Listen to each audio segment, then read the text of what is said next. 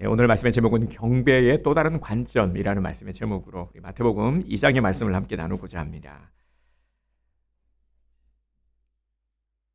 사람들에게요, 이 십자가 표시, 십자가가 그려진 카드를 보여주면 이 저마다의 반응이 다 다릅니다. 수학자는 이 십자가를 보고 무엇이라 말하겠습니까? 더하기. 네. 수학자가 십자가를 보면 이거는 플러스 더하기네 이렇게 생각하지요. 산부인과 의사는 이 십자가를 보고 뭐라고 말을 하는지 아십니까? 배꼽. 알고 계시네요. 네. 배꼽이라고 말합니다. 그리고 뭐 당연한 거지만 목사님들은 뭐라고 하죠? 십자가. 네. 그리고 교통경찰은 이 십자가 표시를 보면은 뭐라고 생각을 하겠습니까? 네, 사거리. 네, 사거리라고 생각을 합니다. 간호사는 뭐라고 말하냐면 적십자라고 말하고요. 약사는 녹십자라고 대답을 한다고 합니다. 이 십자가를 보고도 저마다의 생각들이 다 다른 것을 볼 수가 있습니다.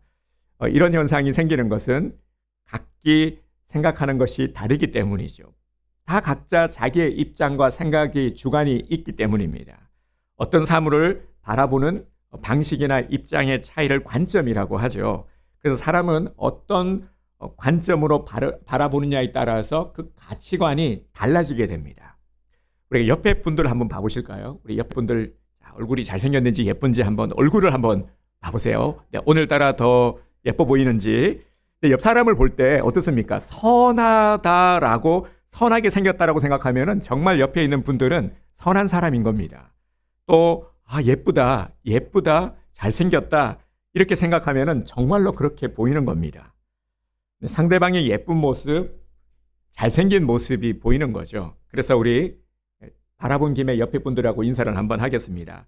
우리 자매분들에게는 뭐라고 인사할까요? 참 예쁘십니다라고 인사하고요.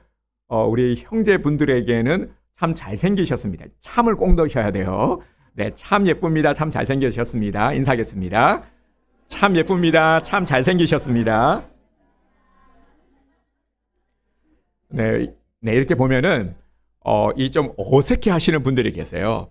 네, 항상 인사할 때 보면은 목사님이 왜 자꾸 이렇게 귀찮게 이런 걸 시키시나 그러는데 이유가 있습니다. 괜히 시키는 게 아니고요. 우리가 평소 안 쓰는 입의 근육을 좀 이렇게 사용을 해야 됩니다. 이렇게 우리가 칭찬의 말, 축복의 말을 세상에서는 안 하잖아요. 교회에 오면 하는 거예요. 그래서 우리의 강점이 원래 크리스찬 하면은 이 사랑과 긍정이 넘치는 사람이어야 되잖아요. 이게 우리의 차별된 강점이 되어야 됩니다. 그래서 좀 이런 것들을 회복하셨으면 합니다. 어딜 가도 저분은 인상이 너무 좋아. 저분은 항상 좋은 말만 하셔. 저 사람은 생각하는 게 늘 긍정적이야. 그게 바로 우리 온드림 교회 우리 모든 성도님들이기를 주님의 이름으로 축복합니다. 이게 우리들의 모습이 되어야죠. 그리고요, 정말 우리가 이 사람은 착하다, 이 사람은 선하다 그렇게 여기면은 그렇게 보이는 겁니다. 그래서 기왕이면 칭찬하시고요, 기왕이면 축복하시길 바랍니다. 그런 의미에서 우리 한 번만 더 축복합시다. 주님의 이름으로 사랑하며 축복합니다. 주님의 이름으로 사랑하며 축복합니다. 네. 우리 한국 사람들이 인색한 게 뭐냐면 칭찬하는 거 하고요. 그 다음에 이 스킨십이라고 합니다. 네. 우리 서양 사람들 보면은 막 야단 아니다. 만나면 얼굴 비비고 막 코 비비고 막 뭐 뽀뽀하고 막 그죠. 네. 좀 우리도 그런 거는 배울 필요가 있는 것 같아요. 그래서 허그해주고 악수하고 이렇게 스킨십을 좀 많이 하시기 바랍니다. 제가 또 이렇게 강조를 하는 이유는 성탄절을 앞두고 좀 우리에게서 회복되어야 될 것이 무엇인가 이런 모습들이 그래서 성탄의 빛을 비추어야 되는데 그 성탄의 빛이 구체적으로 어떻게 드러나야 되겠습니까? 바로 사랑함으로 섬김으로 드러나야 하는 것이겠죠. 오늘 내용도 바로 그런 내용들입니다. 예수님에 대해서도 사람들이 생각하는 것이 마찬가지였어요. 어떤 생각들 그리고 어떤 선입견들을 가지고 있느냐에 따라서 예수님에 대해서 말하는 것 그리고 예수님에 대해서 생각하는 것 믿는 것이 다 달랐습니다. 예수님을 믿지 않는 주위 사람들은 이런 얘기를 합니다. 예수님은 그거 다 뻥이야. 허구야. 예수님은 사실이 아니야. 그 교회 왜 다녀? 다 뻥인데. 이렇게 말하시는 분들이 주위에 꼭 보면은 한두 분 있을 거예요. 그죠? 없으신가요? 없으면 정말로 그것도 감사한 건데 제 주위에는 그런 친구들이 늘 있었습니다. 안티들이 많았죠. 그래서 그 친구들하고 제가 열심히 또 싸웠다는 것 아니겠습니까? 근데 지나고 나니까요, 또 그 싸움은 별로 의미가 없더라고요. 그런데 그런 친구들 중에서 또 크리스찬이 되어서 예수님을 아주 잘 믿는 친구도 있어요. 또 어떤 이들은 이렇게 말합니다. 예수님 난 믿기는 하는데 인정은 하겠는데 예수님은 4대 성인 중에 한 사람이야. 석가모니처럼 4대 성인 중에 한 사람이지. 이렇게 말하는 사람들도 있습니다. 하지만 또 어떤 이들은 이렇게 말하죠. 예수님은 하나님이시여. 예수님은 이 땅에 오신 하나님이시여. 여러분, 이렇게 생각을 하면은 정말로 믿어지는 것입니다. 예수님은 이 땅에 오신 하나님이신 줄 믿으시길 바랍니다. 네, 우리가 어떻게 생각하느냐, 어떻게 말하느냐 너무너무 중요합니다. 이것이 우리의 가치관을 결정짓기 때문입니다. 오늘 본문은 2000년 전에 예수님의 탄생에 대한 사건을 기록한 이야기인데요. 사람들은 똑같이 예수님이 오셨다라는 소리를 들었습니다. 하지만 사람들이 보인 반응은 제각기 다 달랐습니다. 달라도 너무 달랐죠. 특별히 오늘 이 두 종류의 사람들이 나오는데 하나는 바로 동방에서 온 박사들입니다. 동방 박사들은 동방이 어딜까? 여러분 동방이 어딘 줄 아십니까? 페르시아라고 학자들은 말하고 있습니다. 이 동방은 페르시아. 그러니까 오늘날은 이 페르시아 지역이 이란, 이라크 지역이라고 합니다. 동방에서 왔다라고 했는데 얼마나 먼 길을 왔을까요? 페르시아에서 베들레헴으로. 여러분 대충 한번 생각해 보세요. 엄청나게 멀겠죠? 어림잡아도 1600km 정도가 됩니다.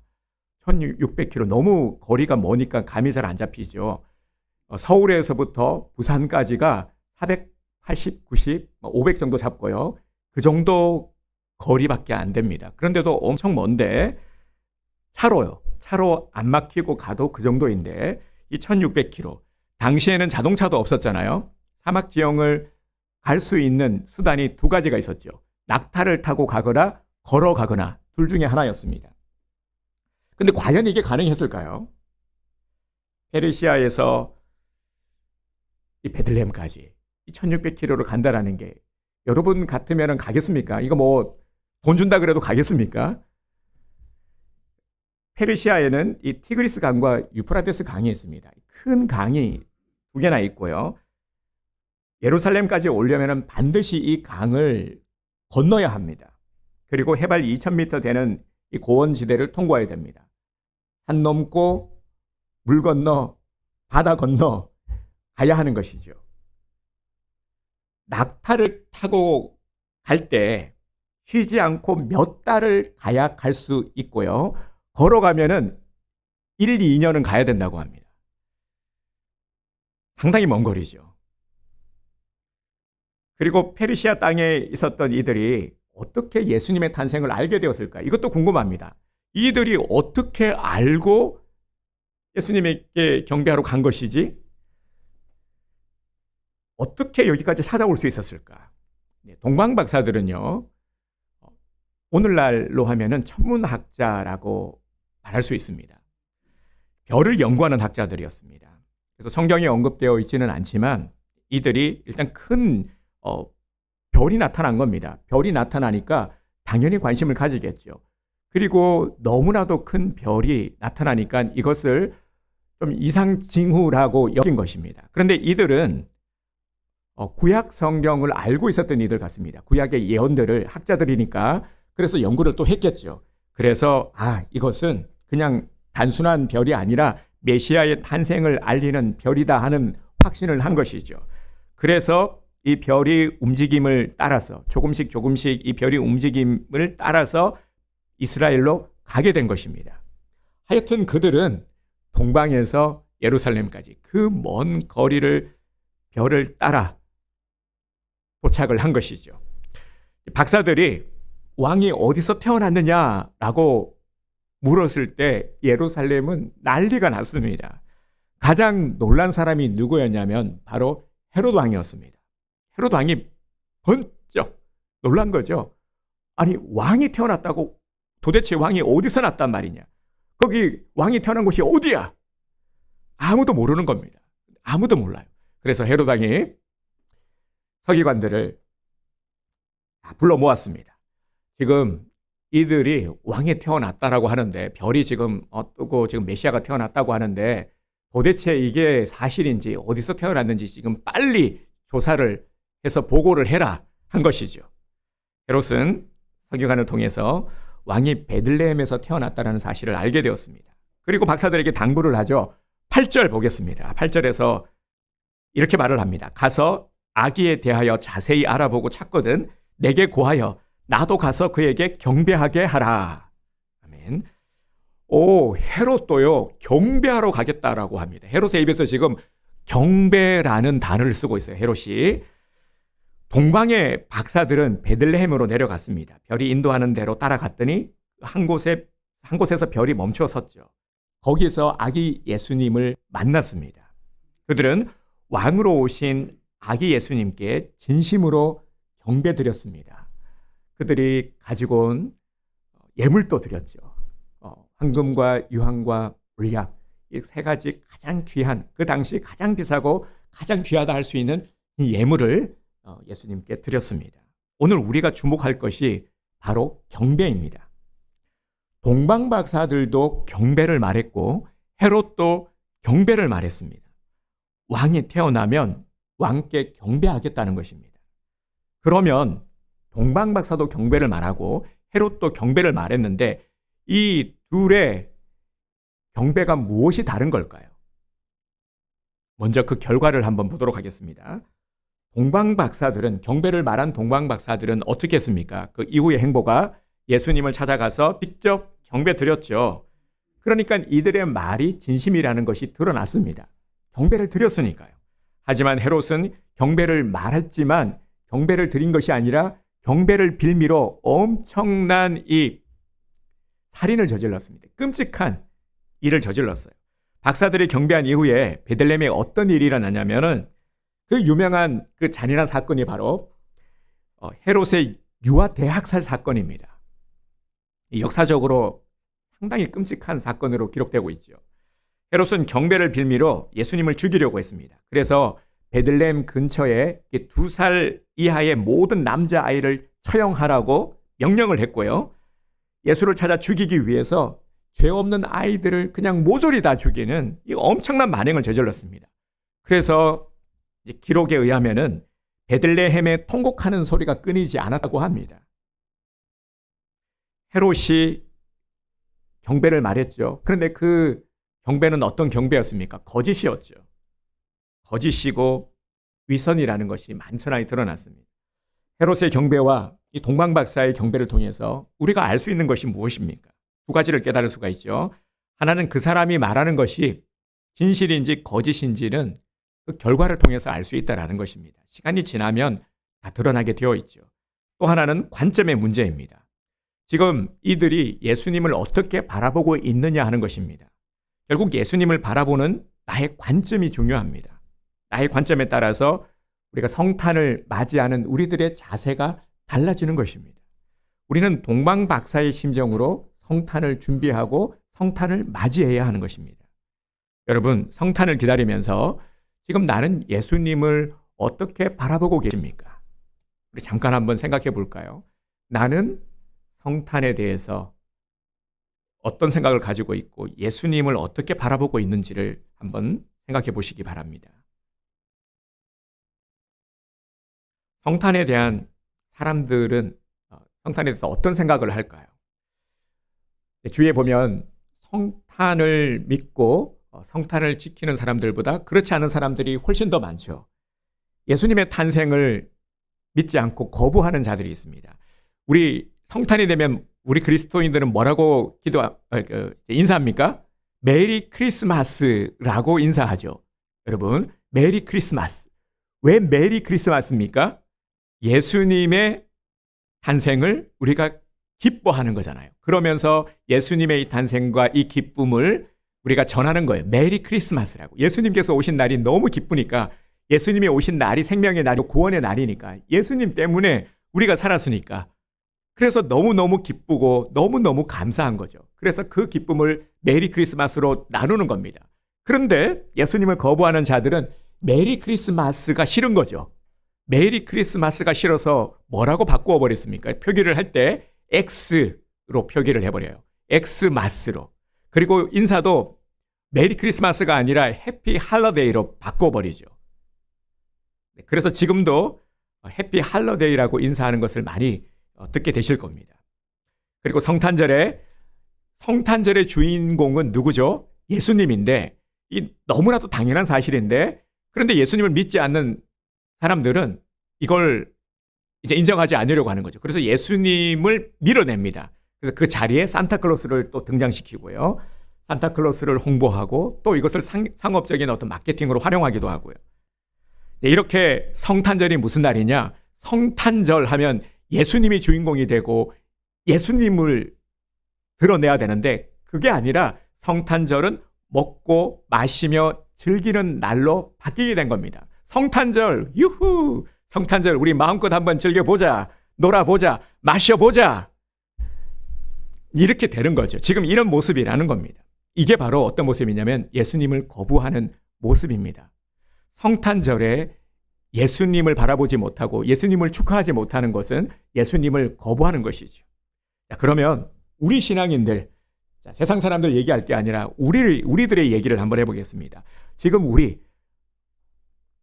예수님을 믿고 있는 우리들은 성탄에 대해서 어떤 생각을 하고 있습니까? 물론 우리 신앙인들 중에도요, 또 이런 또 영향을 많이 받아서 성탄을 산타의 날로 생각하는 그런 분들도 더러 있기는 합니다만, 또 참고로 말씀을 드리면은요, 그 산타클로스의 유래가 성 니콜라스라는 주교의 선행에서부터 시작이 되었습니다. 세계 제1, 2차 대전 이후에 유럽은 상당히 황폐해져 있었죠. 그리고 사람들은 전쟁 이후에 낙심하고 이제 희망을 잃고 있었습니다. 희망 없이 살아가는 이들에게 힘과 희망의 아이콘으로 등장한 인물이 바로 산타클로스입니다. 산타클로스가 아이들에게 선물을 준 겁니다. 선물을 주면서 희망을 주기 시작을 했죠. 이게 전설이 되었고 오늘날에 이르러서는 팍팍한 삶을 살아가는 사람들에게 따뜻한 소망을 품게 하는 사랑의 의미를 주고 있습니다. 상당히 좋은 거죠. 좋은 의미인데, 그런데 문제는 뭐냐면 성탄의 주인공은 예수님이어야 되는데, 그런데 예수님을 밀어내고 성탄절 산타클로스가 주인공이 되어버린 것이죠. 이게 문제가 된 것입니다. 그래서 오늘 우리들의 모습 가운데 정말 내가 성탄을 어떻게 생각하는지를 좀 우리가 생각하면서 좀 잡을 필요가 있는 것 같습니다. 많은 신앙인들은 또 성탄을 하나의 절기로 여깁니다. 당연히 절기죠. 그런데 절기로만 여기는 것, 이것도 문제가 되는 것입니다. 성탄절이 작년에도 성탄절이었고 올해도 성탄절. 그러니까 그냥 맞이하는 절기, 형식적인 절기로만 여기는 거죠. 그래서 별 감흥이 없는 겁니다. 성탄절인데 성탄절의 어떤 기쁨과 설레임, 기대 이런 것들이 별로 없는 것이죠. 그냥 절기로만 여기는 겁니다. 그러면 이런 모습들, 우리가 성탄을 하나의 절기로만 여기는 모습이 과연 맞는 걸까요? 옳은 것일까요? 우리는 성탄 장식도 합니다. 이렇게 보면은 트리에 예쁘게 장식도 하죠. 하지만 성탄을 기다리지만 우리가 언제부턴가 이런 말들을 많이 하기 시작했습니다. 예전 같지 않다. 성탄인데도 예전 같지 않아. 거리를 나가도 캐롤도 안 울려 퍼지고 예전처럼 그렇게 장식도 많이 하지 않고 사람들의 입에서도 어떤 성탄의 기쁨, 성탄의 기대 이런 것들을 별로 말하지 않는다. 그래서 좀 많이 다운된, 성탄절인데도 성탄의 기분이 나지 않는, 그죠? 이런 모습들. TV를 틀어도 보면은 어떤 성탄절 소식 이런 것들이 나오는 게 아니라 다른 소식들, 요즘은 죄다 그냥 그 소식들밖에 없잖아요. 그죠? 암울한 소식들, 이런 것들이 보여지니까 그래서 우리 성도들도 이런 영향을 많이 갖는 것 같습니다. 그래서 어떤 감흥, 기대나 준비하지 않는다라는 것이죠. 그냥 성탄이 오는구나. 올해도 성탄이 왔구나. 성탄 지나면 올해 지나가는구나. 나이 한 살 더 먹는구나. 이런 생각을 하는 거죠. 그럼에도 목사님 저는 안 그런데요. 알고 있습니다. 그럼에도 그렇지 않는 분들도 있습니다. 물론. 적극적으로 능동적으로 기다리는 분들도 계세요. 그리고 성탄을 정말 기도하면서 준비하는 분들도 계신 줄 믿습니다. 여러분 어떻습니까? 성탄절을 그냥 매해 맞이하는 그런 절기로만 여긴다면, 지나가는 절기로만 여긴다면은 과연 이 성탄이 내게 어떤 의미가 있을까요? 오늘 우리가 성탄절을 절기를 지키는 그 의미가 무엇일까요? 나는 어떤 모습으로 성탄을 지키기를 원하십니까? 올해 2025년 맞이하는 이 성탄절은 나에게 어떤 성탄절이 되기를 여러분 기대하십니까? 생각 안 하셨다면 지금부터라도 생각하시기를 바랍니다. 이제 우리가 성탄을 임하는 우리들의 자세가 달라져야 합니다. 먼저 두 가지를 생각하시기 바랍니다. 나는 성탄절을 어떻게 기다릴까? 그리고 나는 성탄절을 어떻게 맞이해야 될까? 과연 우리가 성탄절을 맞이하는 올바른 자세는 무엇일까요? 그래서 오늘 우리는 동방박사들을 통해서 성탄에 임하는 자세를 배우고자 합니다. 오늘 말씀의 제목이 경배의 다른 관점이죠. 경배의 다른 관점. 동방박사들은 어떻게 했습니까, 여러분? 동방박사들은 별을 따라서 예루살렘까지 왔죠. 자, 1절 말씀을 다시 한번 보겠습니다. 2장 1절. 1절 함께 읽겠습니다. 시작. 헤롯 왕 때에 예수께서 유대 베들레헴에서 나심에 동방으로부터 박사들이 예루살렘에 이르러 말하되. 아멘. 무엇하러 왔습니까? 태어난 왕을 보고 경배하기 위해서 왔습니다. 동방으로부터. 예루살렘에 왕이 태어나지 않았죠. 그래서 헤롯이 서기관들에게 물었습니다. 4절을 보면 그리스도가 어디서 나겠느냐 물으니 5절 이르되 유대 베들레헴이오니. 그래서 그들은 베들레헴으로 갔습니다. 박사들이 베들레헴에서 무엇을 했습니까? 동방박사들은 왕 대신 아기 예수께 진심으로 경배했습니다. 11절을 보겠습니다. 집에 들어가 아기와 그의 어머니 마리아가 함께 있는 것을 보고 엎드려 아기께 경배하고 보배합을 열어 황금과 유향과 몰약을 예물로 드리니라. 아멘. 엎드려 아기께 경배하고. 동방박사들이 예수님께 경배하는 모습을 한번 떠올려 보시길 바랍니다. 우리도 찬양을 드렸죠. 엎드려 절하세, 엎드려 절하세, 엎드려 절하세, 구주 나셨네. 엎드려 절하는 것, 이것이 바로 우리가 가져야 할 신앙적인 태도입니다. 이것이 경배인 것이죠. 예수를 믿는 사람들의 특징이 무엇입니까? 예수를 믿는다라고 말하려면은 무엇이 전제되어야 됩니까? 여러분, 어떤 사람에게 예수를 믿는다 혹은 예수를 믿는다라고 말했을 때 무엇을 해야 예수를 믿는다 말할 수 있을까요? 일단 교회를 다녀야 되겠죠. 교회를 안 다니면서 예수님 믿는다라고 말하지는 못하겠죠. 그리고 교회를 다닌다. 교회를 다니는 사람이 마땅히 하는 게 뭡니까? 주일날 예배 드리러 가죠. 교회를 다닌다. 놀러 가는 거 아니잖아요. 교회 가는데 예배 안 드리고 그냥 놀다가 왔다. 그는 교회를 다닌다고 말하지 않죠. 교회를 다닌다라는 것은 주일날 가서 예배를 드리는 거예요. 자, 예배를 드리죠. 예배는 어떻게 드립니까? 우리가 예배 시간에 무엇을 합니까? 오늘 우리가 이렇게 예배 드리고 있는데 찬양을 드렸죠. 그죠? 찬양도 드리고요. 그리고 또 뭐 합니까? 기도도 드려요. 그리고 또 뭐 합니까? 지금 뭐 하고 있죠? 말씀을 듣습니다. 이게 예배를 드리는 것이죠. 그래서 예수를 믿는다라고 할 때 지금 이 모든 것들이 바로 하나님께 경배하려는 마음을 가지고 있을 때 이렇게 우리가 예배를 드리는 것입니다. 경배 드리는 마음, 그러니까 예배 드리는 것이 경배 드리는 것이죠. 동방박사들처럼 우리는 진심으로 경배 드려야 된다. 진심으로 주님께 예배 드려야 된다라는 것입니다. 이게 가장 중요합니다. 그래서 경배라는 표현을 썼지만 오늘날 우리가 드리는 경배는 바로 예배 드림이죠. 예배도요, 보면은 우리가 예를 갖춰서 주님 앞에 경배 드리는 겁니다. 엎드려 절하세, 경배 드리는 거, 예배 드리는 거예요.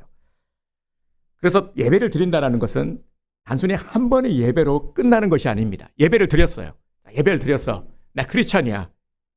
끝. 그게 아니라는 겁니다. 예배자의 삶을 살아가는 것. 여기까지가 예배의 영역입니다. 한번 예배 드린 것으로 끝나는 것이 아니라 우리 삶 가운데서도 예배자의 삶을 살아가는 것이죠. 이 신앙을 바로 우리가 성탄을 통해서, 성탄의 절기를 통해서 회복하는 것입니다. 다시금 예수님을 바라보고 예수님께서 왜 이 땅에 오셨지? 그래, 예수님께서 오심은 바로 나를 살리기 위해 내 곁에 예수님께서 오신 거야. 나를 사랑하시기 때문에 예수님의 오심으로 말미암아 내가 그 사랑으로 말미암아 다시 살아나게 되었어. 내가 구원함을 얻게 되었어. 그 사랑으로 살아갈 수 있게 되었어. 바로 이 신앙을 우리가 회복하는 것이죠. 예수를 믿는다라는 것의 증거는 바로 우리가 예배자로 살아가는 것입니다. 예배드리며 살아가는 것이죠. 이렇게 우리가 주일날 교회에 나옵니다. 교회에 나와서 예배드림. 이 예배드림이 너무너무 중요한데요. 바로 이것이 우리가 예배자로 살아가겠다라는 신앙의 고백을 주님 앞에 드리는 겁니다. 예배는 드리는 것이죠. 예배는 내가 취하는 것이 아니라 주님, 저 나왔으니까요. 이거 해주세요. 저 안 해주시면 삐져서 안 나올 거예요. 이게 아니라는 겁니다. 예배는 드리는 거예요.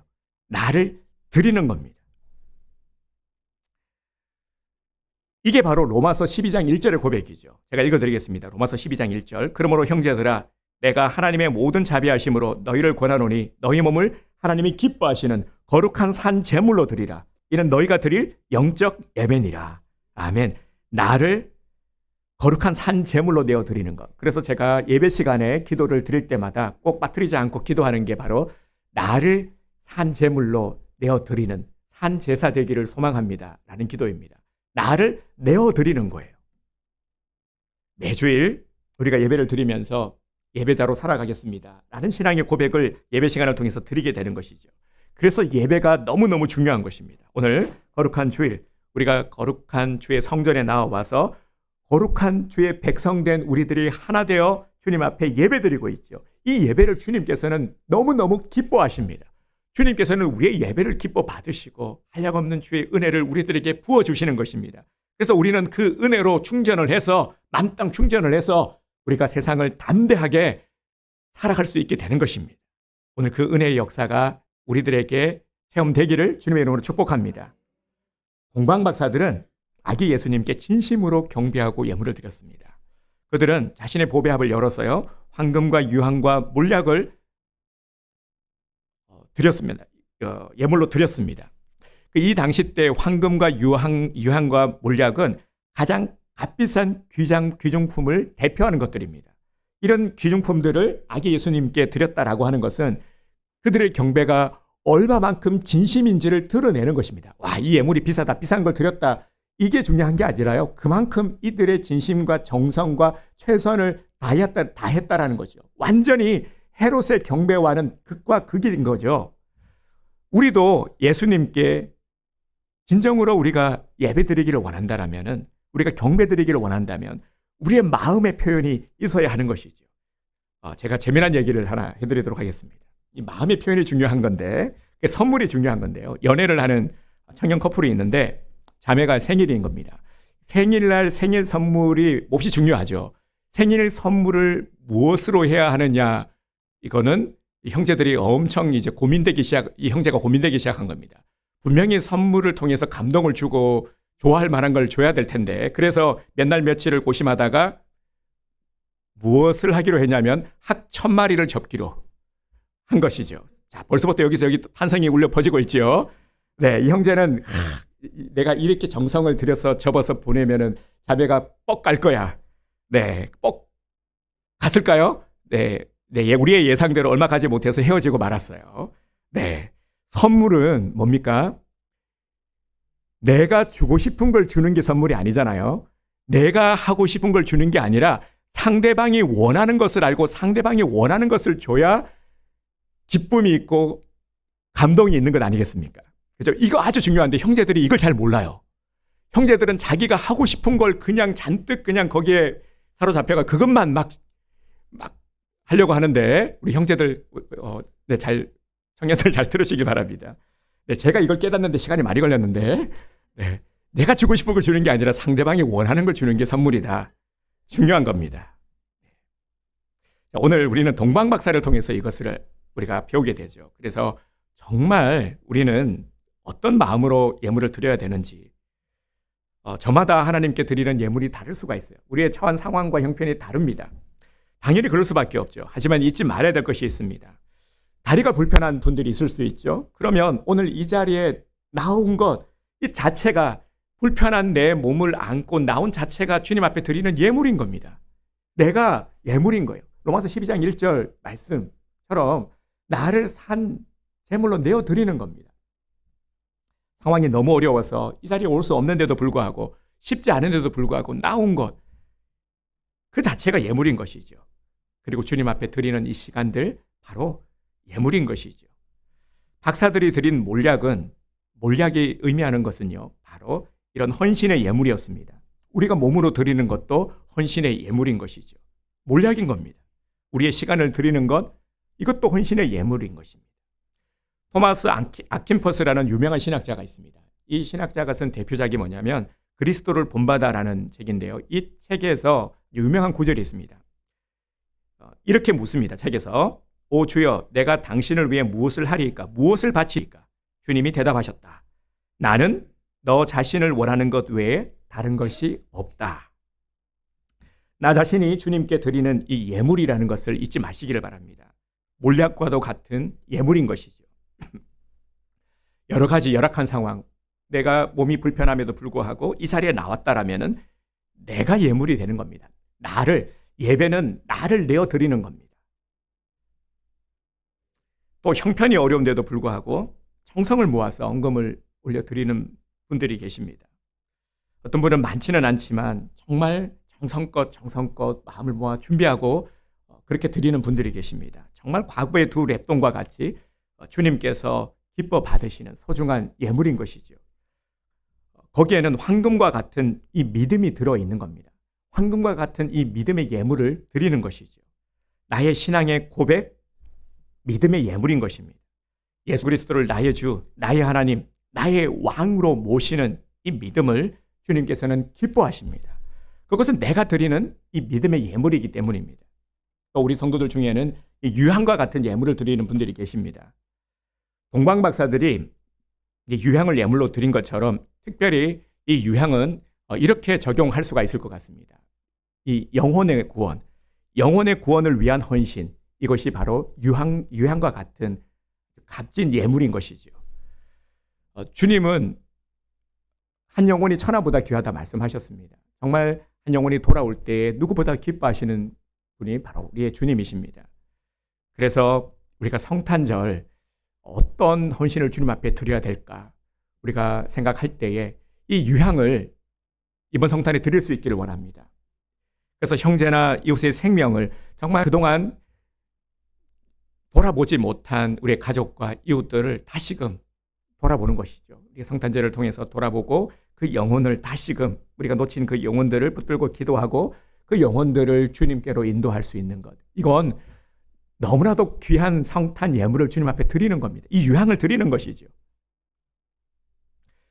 12월 25일 이제 며칠 남지 않았습니다. 성탄을 앞두고 있습니다.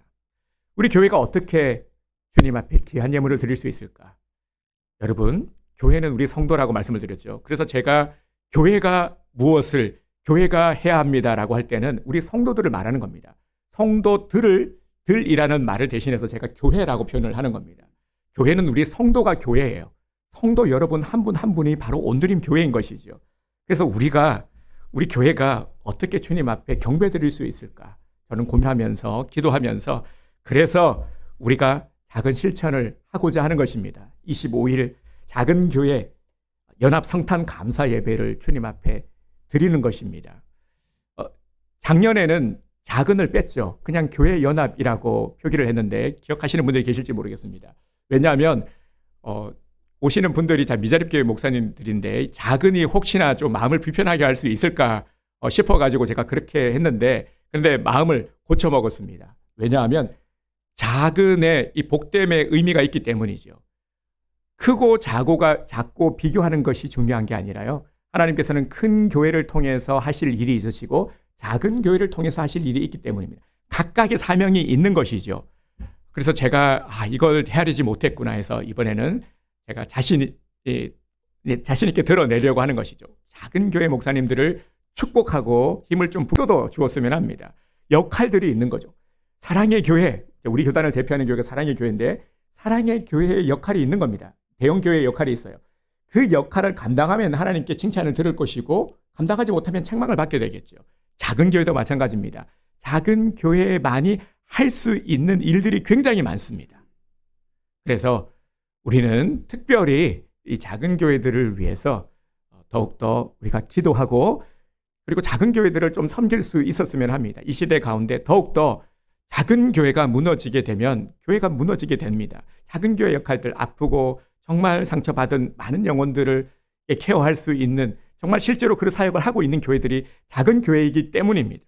그래서 우리가 이 일에 더욱더 좀 헌신할 수 있기를 원합니다. 따로 예배 드릴 수 없는 우리 미자립교회에서 우리 목사님들과 성도들을 초청해서 함께 예배 드리고 함께 섬기고자 하는 것이죠.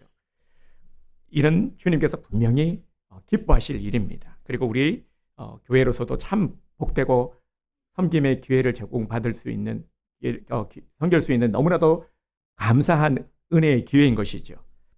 그래서 우리가 하나 되어 또 함께 드리는 성탄의 예물이기도 합니다.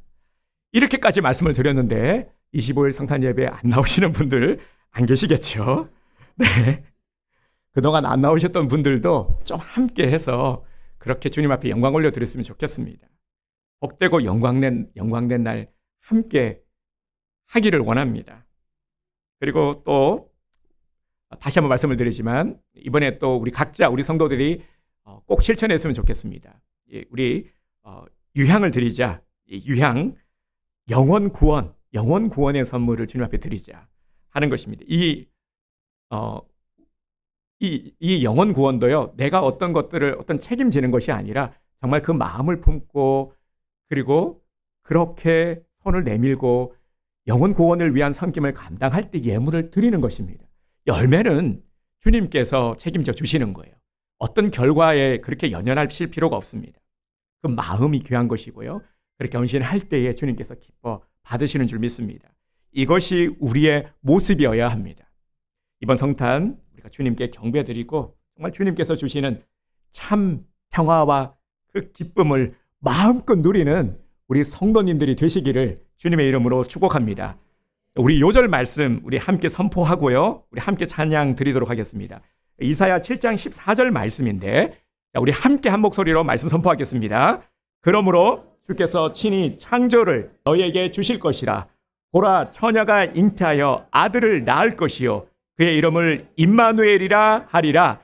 이사야 7장 14절 말씀. 아멘. 아멘. 임마누엘, 이 땅에 우리 곁에 오신 주님, 우리와 함께 하시는 우리 왕 되신 주님을 우리가 높여 이 시간 함께 찬양하기 원합니다. 우리 찬송가 38장입니다. 예수